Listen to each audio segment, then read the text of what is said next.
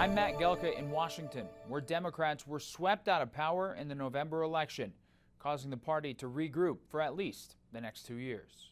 Democrats lost the White House and the Senate and failed to flip the House. With Republicans set to steer the country, Kamala Harris has urged members of her party to not give up. But let me be very clear. No one can walk away. No one can walk away.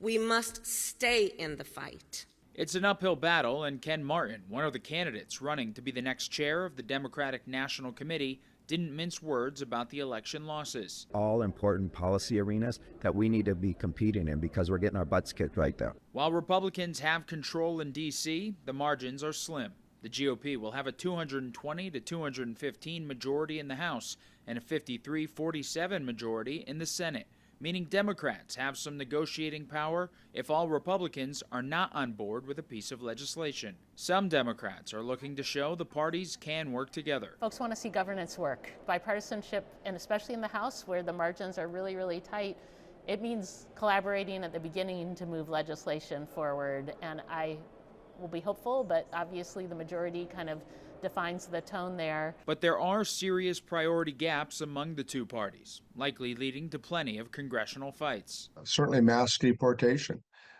We have a significant part of California's population that every day work hard to put food on America's dinner table that are undocumented.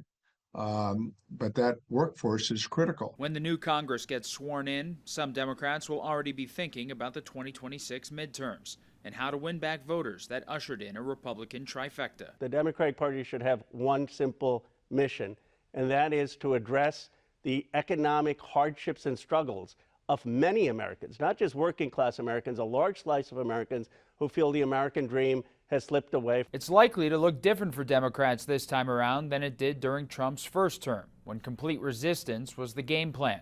That message clearly flopped this past November, causing the party to reevaluate going forward. Reporting in Washington, I'm Matt Gelka.